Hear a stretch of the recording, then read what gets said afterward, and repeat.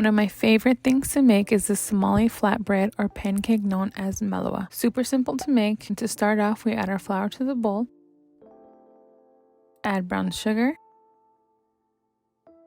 some salt, cardamom, our eggs,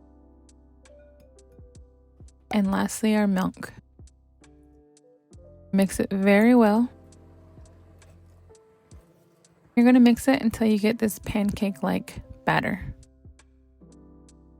I like to spray my pan with olive oil, or you can use about 1 teaspoon of oil. Add your batter, spread it around, let it cook until you can see the edges turn brown. Spray the top of the malawa, lift it, spray the pan, let it cook on the other side. I like to flip it once more to make sure it's nice and brown.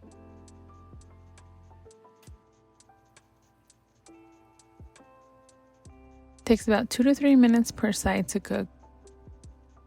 Take it off the pan, it's ready to enjoy.